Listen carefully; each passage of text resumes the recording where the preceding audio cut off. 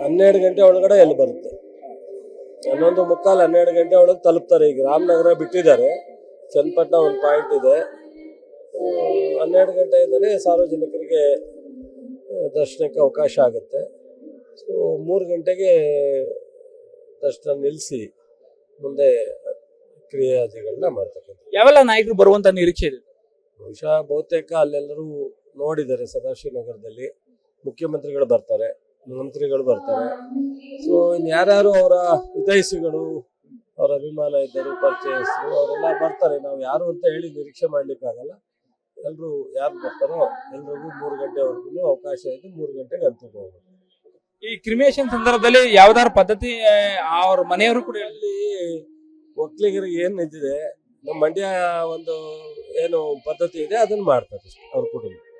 ಅದೆಲ್ಲ ಅವ್ರ ಕುಟುಂಬದವರು ಮಾನ್ಯ ಉಪಮುಖ್ಯಮಂತ್ರಿಗಳು ಕೂತಿ ಡಿಸೈಡ್ ಮಾಡಿದ್ದಾರೆ, ಅದರಂತೆ ಮಾಡ್ತಾರೆ. ಒಂದು ತಾಸಿನ ಒಳಗಾಗಿ ಪಾರ್ಥಿವ ಶರೀರವನ್ನ ಇಲ್ಲಿ ಸೋಮನಹಳ್ಳಿಗೆ ತರಲಾಗುತ್ತೆ. 3 ಗಂಟೆವರೆಗೂ ಕೂಡ ಅಂತಿಮ ದರ್ಶನಕ್ಕೆ ಜನರಿಗೆ ಅವಕಾಶವನ್ನ ಮಾಡಿಕೊಟ್ಟು ನಂತರದಲ್ಲಿ ಅಂತ್ಯಕ್ರಿಯೆ ಕೆಲಸವನ್ನ ಕೂಡ ಮಾಡಲಾಗುತ್ತೆ. ಕ್ಯಾಮ್ರಾ ಪರ್ಸನ್ ನವೀನ್ ಜೊತೆ ಮಧು ಎಂ ಚಿನ್ಕುಳ್ಳಿ, ಏಷ್ಯಾನೆಟ್ ಸುವರ್ಣ ನ್ಯೂಸ್, ಮಂಡ್ಯ.